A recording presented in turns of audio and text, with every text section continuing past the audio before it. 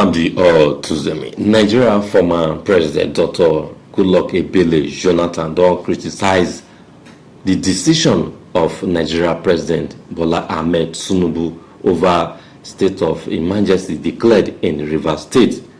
And according to Nigeria former President Goodluck Jonathan, he said our Senate and House of Rep they kill this country, and if we continue like this, the democracy where Nigeria don't fight for, everything will crumble before our eyes.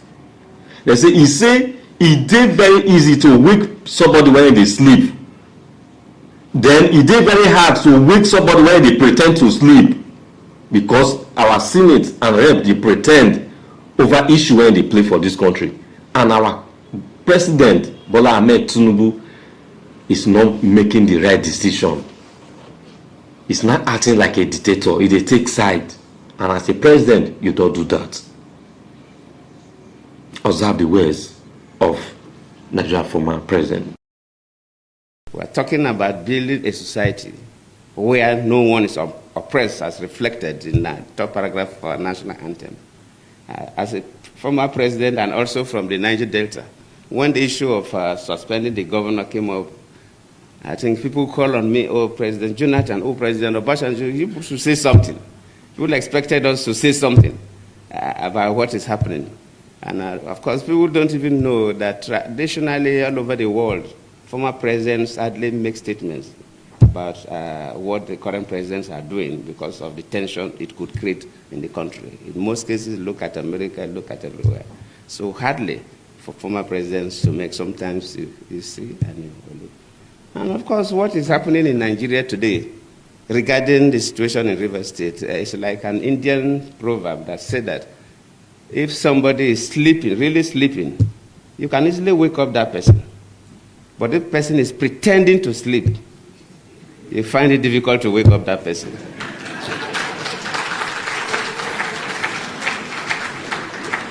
The key actors in Nigeria, from executive to the legislature, luckily Senator Binta and others are here, and the judiciary, they know the correct thing to do. But they are refusing to do it. They are pretending to sleep. And waking such a person is extremely difficult because the person knows the right thing. A clear abuse of offices, clear abuse of power, clear abuse of privileges, cutting across from the three arms of government, from the executive to the parliament to the judiciary. And I always plead with our people that whatever we do affects everybody. And sometimes we do things and we think that it doesn't affect us. I've been a president before, and even after leaving office as a former president, people get to me.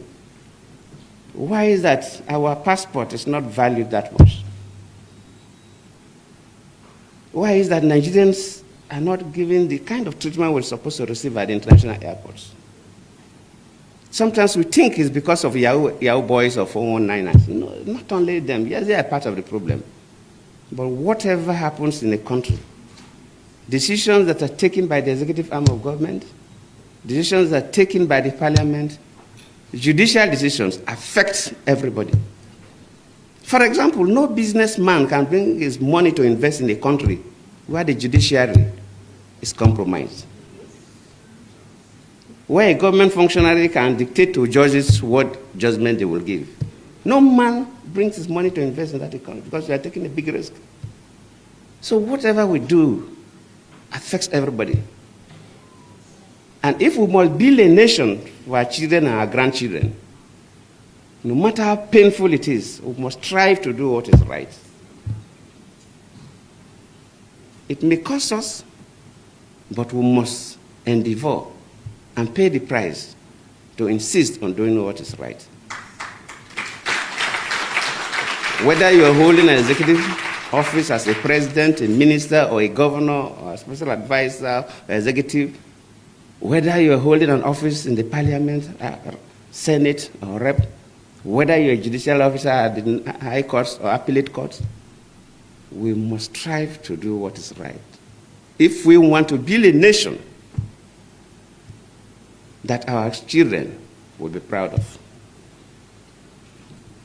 As we engage in these discussions, let us remember that promoting social change is not a one-time event, but a continuous process.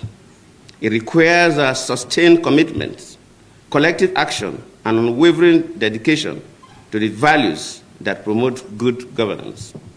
Let us also recognize that social change is a shared responsibility, one that requires the active participation and engagement of all stakeholders, including civil society, the private sector, and governments.